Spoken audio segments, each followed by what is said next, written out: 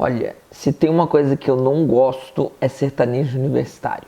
Mas eu não tô aqui pra falar de música. Eu tô aqui pra falar desse mimimi que sempre existiu aí desde que a direita começa a fazer o barulhinho, os burburinhos dela sobre a Lei Rouanet e sobre, né, os pobres coitados desses sertanejos universitários que não tem absolutamente nada a ver com os contratos milionários, com pequenas prefeituras e blá blá blá, porque eles são pobres vítimas, eles são trabalhadores meritocráticos, topzera, que têm o sucesso que merecem. Sucesso cujo dinheiro vem da saúde, educação, alimento, moradia e várias outras coisas que essas prefeituras poderiam estar investindo, mas não. Mas elas vão investir num showzinho por algumas horas, para algumas pessoas se divertirem, porque cultura é importante. Mas a mamata acabou, né? A mamata acabou porque o Bolsonaro já deu uma boa de uma sucateada na Lei Rouanet, que é o grande problema a princípio, e a gente vai analisar um pouquinho isso aqui nesse vídeo. Para quem tá chegando agora, antes de tudo, né, eu sou o professor Daniel Cidade.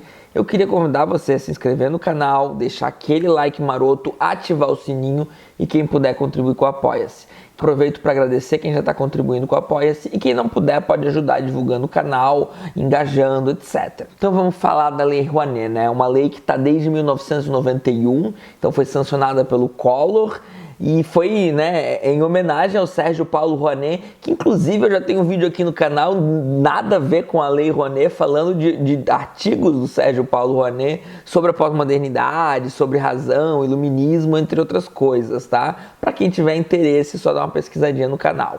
Mas isso não vem ao caso. O que vem ao caso é que é uma lei, então, de incentivo à cultura. É uma lei que ela é passível de críticas, tá, gente? Ela é uma lei que ela é passível de críticas. Eu mesmo tenho algumas críticas. Eu sei que, enfim, é uma lei que abrange o país inteiro. E eu sei que ela está sendo frequentemente bem utilizada e frequentemente mal utilizada. Mas é o tipo de crítica que dá pra fazer por qualquer coisa, né? Porque imagina num país de 200 milhões de pessoas, um país onde existe corrupção estrutural, um país que ainda é muito personalista, individualista, tem uma série de problemas, enfim, também não dá para generalizar, né? Como eu tô falando, está falando de milhões de pessoas, qualquer generalização é ignorante acerca disso, mas a gente está falando de vários problemas que podem ter. Mas o que precisa ficar claro é, primeiro, Lei Rouanet, né? As pessoas que criticam a Lei Rouanet, elas não estão preocupadas com mamata. São pessoas que, inclusive, vivem de mamata, de modo geral. O que elas estão preocupadas é com o possível financiamento de pessoas de ideologia contrária a elas. Porque vamos combinar que, né, boa parte dos artistas, da galera envolvida em cultura, é progressista, né? Claro que de modo geral é um progressismo mais café com leite, né? Não é, nossa, que galera revolucionária, mas é um progressismo, né, que para um governo como o do Bolsonaro ou para esses grupos de direita aí que são bem tosquinhos, né, gente? Vamos combinar, né, que um artista inteligente, com cultura, dificilmente vai apoiar esse tipo de coisa. Então, surge todo um movimento, tá? Um movimento de formação da Lei Rouanet, não com críticas de que ela poderia ser melhor utilizada para financiar artistas menores, etc. Com críticas de que, né, ela está financiando comunista e blá blá blá. Não existe de fato uma preocupação com a boa utilização da Lei Rouanet por essas pessoas. Basicamente, a Lei Rouanet, ela permite que você pegue uma parcela do seu imposto de renda, tá? Tanto pessoas físicas quanto pessoas jurídicas, pegue uma parcela que vai de 6 a 4% do seu imposto de renda e financie alguma atividade cultural. Isso não é feito necessariamente de qualquer jeito, tem toda, não sou um especialista na lei, tá? Mas tem toda uma série de autorizações que precisam ser pegas. Depois que você consegue essa autorização, você vai ter que conseguir, então, pessoas físicas e jurídicas que vão usar do seu imposto de renda para te financiar. Então, o dinheiro que está te financiando vai ser um dinheiro de isenção de imposto, tá? Não é um dinheiro que estava sendo necessariamente destinado para algum lugar, né? O governo, ele colhe impostos e vai destinar parte desses impostos para o que achar melhor, então ele vai coletar um pouco menos de imposto e a contrapartida disso é um investimento em cultura. Fica claro que esse investimento muitas vezes pode ser bem feito, muitas vezes pode ser mal feito, muitas vezes, inclusive, eu realmente concordo, tá? que é utilizado para artistas muito grandes, né? A empresa quer divulgação, etc. E claro que financiar um artista grande vai dar mais divulgação, vai dar mais retorno para uma empresa do que financiar artistas pequenos, tá? Então é uma lei passível de críticas, sim. Eu particularmente sou a favor de rever as regras do jogo, eu sou a favor de priorizar sempre artistas pequenos que não se sustentam sozinhos, né? Que a venda de ingressos num show ou em algum evento não banca, né? Porque teatro é caro, porque locais para fazer show é caro, transporte, equipamento. Tem toda uma questão que faz bastante sentido que a gente use a Lei Rouanet para privilegiar artistas pequenos. Mas é óbvio que os críticos de direita não estão nem um pouco preocupados com artistas pequenos, né? Não estão preocupados com absolutamente nada que diz respeito à cultura, saúde e educação da população. Vamos combinar que a gente já sabe disso. Então daí vem o grande momento do efeito borboleta, onde a Anitta tatuou o cu, né, gente? O cu não deveria ser tabu, é uma parte do nosso corpo. Podemos falar normalmente sobre ele, mas por algum motivo a direita ela é aficionada, ela é completamente louca por cu. O cu alheio, especialmente, interessa muito à direita. A direita quer fiscalizar o cu do mundo inteiro e eu não consigo entender muito por quê. Na verdade, até consigo, tá? Eu poderia usar Foucault, poderia trazer dispositivo de sexualidade, poderia trazer biopolítica, tá? Foucault na biopolítica dá todas as ferramentas pra gente entender por que a direita quer fiscalizar o cu alheio loucamente, tá? Por que isso é um grande problema, quando deveria ser uma coisa que a gente poderia falar com naturalidade, porque não é um problema, faz parte do nosso corpo, faz parte da nossa anatomia e a gente poderia viver um mundo mais livre, onde isso não fica, né, coisa de risadinha, piadinha o tempo todo. A gente precisa urgentemente sair da quinta série. Mas, né, sertanejo universitário, heterotop, fiscal de cu alheio, precisou ir no showzinho dele, bancado com dinheiro de prefeitura pequena, bancado com dinheiro de corrupção. Então tá, vamos chegar aí, falar besteira. Não defendemos a Lei Rouanet, nosso cachê quem paga é o povo, não precisamos tatuar o toba. Enfim, né, deu um pouco ruim, porque na verdade eles não dependem de Lei Rouanet, porque eles estão muito piores. Eles dependem de dinheiro de corrupção. Eu não vou comentar sobre o toba deles, eu não estou preocupado com o toba deles. Eu acho que as únicas pessoas preocupadas com o toba deles são as pessoas que dão match com eles no Tinder, naquele perfil do hétero sigiloso que você já deve ter ouvido falar e que existe muito na família tradicional brasileira. É o arquétipo do cidadão de bem, diga-se de passagem. Essa polêmica gerou investigações que inclusive passou a envolver o Gustavo Lima, né, que daí tinha show de 800 mil, tinha show de 1,2 milhões, né, então muita grana para prefeituras assim que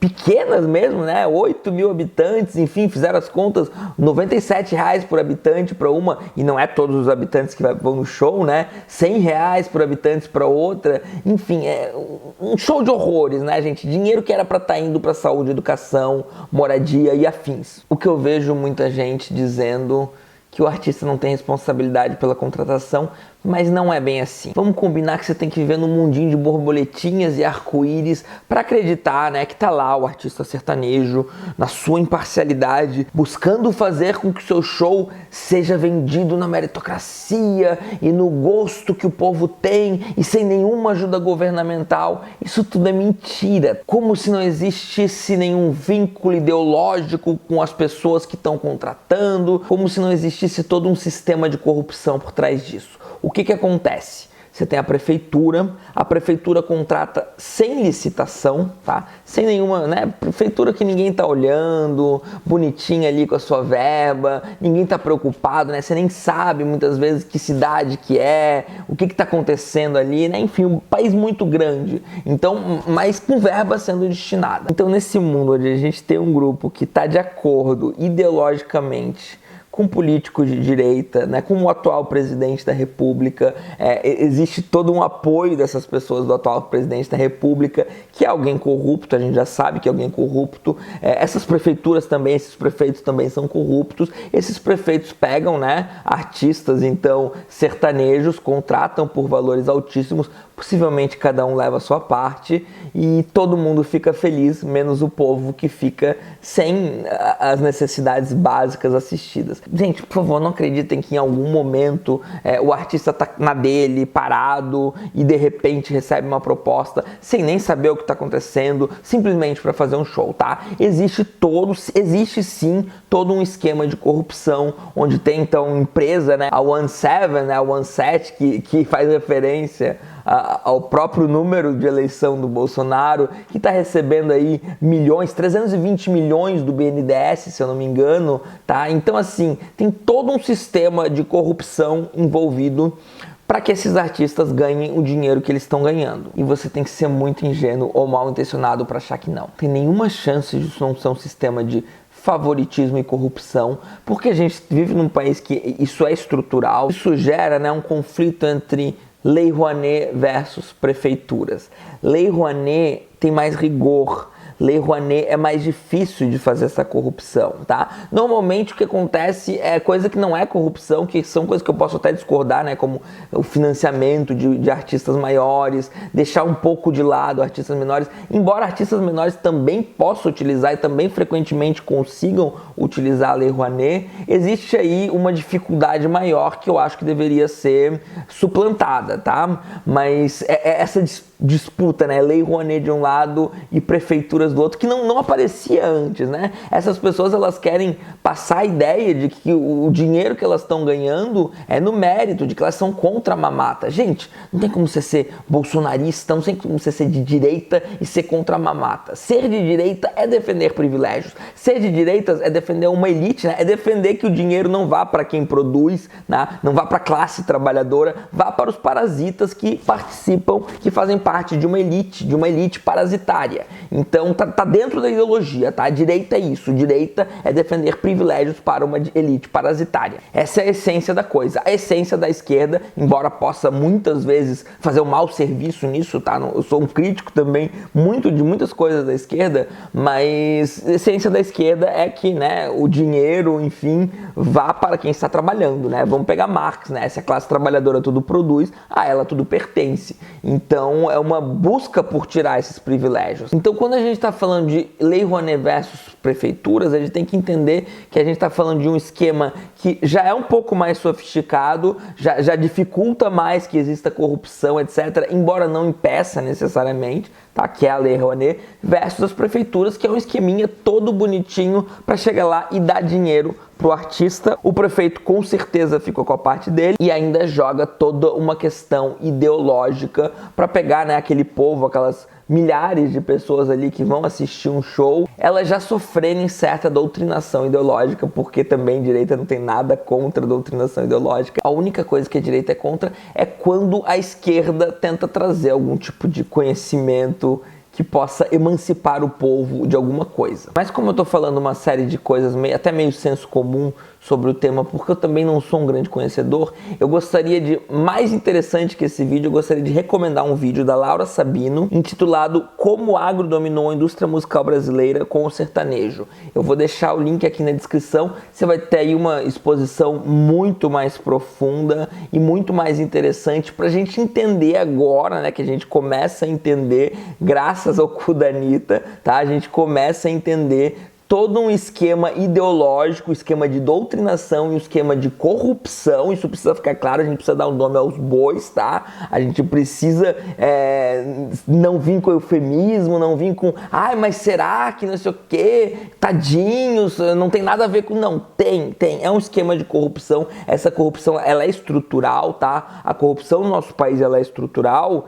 e a gente precisa entender que o que está acontecendo aqui é sim corrupção. E eu ouso dizer que ainda muita merda vai ser jogada no ventilador, porque com certeza a gente não estava olhando, né? A gente não estava olhando para um lugar, mas agora que a gente começa a olhar, olha, vai vir coisa porque assim, é o clichê do clichê, tá? Esses machos heterotops que acham que os outros são mimizentos, são tudo um bando de mimizento, né? Vamos lembrar do choro do Monark, do choro do Sérgio Reis, do choro do Mamãe Falei e agora o belíssimo choro do Gustavo Lima, né? Porque essa galera heterotop, essa galerinha reacionária, fascistinha, liberalzinha, né, conservadorazinha, são as coisas mais mimizentas que existem. Eles gostam de fingir que os outros são mimizentos, mas são um bando de meninos chorão mimizento, e a gente sabe disso, e a gente precisa, né, eu tô aqui inclusive, né, para fazer o trabalho aí manual mesmo, de reforçar, de falar, ó, gente, quem que é mimizento, quem é que é corrupto, quem é que é a favor da mamata, tá? A gente deixou, a esquerda deixou muito esse discurso ser vendido e ser associado com a esquerda. A gente precisa inverter esse papel, tá? Tem muita gente que tá muito mais perto de ideias de esquerda do que de direita, tá? Porque é um espectro esquerda e direita, mas tem muita gente que tem vergonha de se dizer de esquerda porque por algum motivo foi associado à corrupção, à mimimi, à cultura do cancelamento, né? Eu tô fazendo vídeo sobre isso. É um trabalho assim, às vezes até chato, sabe? No sentido de, pô, será que eu tô sendo banal? Será que eu tô falando mais do mesmo? Mas esse trabalho precisa ser feito. A gente precisa tirar do imaginário popular que a esquerda defende bandido, tá? Quem defende bandido é a direita, quem é a favor da corrupção é a direita. O esquema lavajatista foi um esquema para proteger a corrupção, não foi um esquema para combater a corrupção. E agora esse esquema de prefeituras financiando sertanejos universitários é um esquema de mamata, gente. É para fortalecer a mamata. Não pense em momento algum que a direita é contra a mamata. A direita está aqui para fortalecer a mamata, a corrupção e, enfim, tortura, né? Eu vou fazer vídeo sobre tortura também, porque a coisa tá muito feia, tá? A coisa tá muito feia e não é brincadeira. Então é isso, pessoal. Espero que tenham gostado e até breve.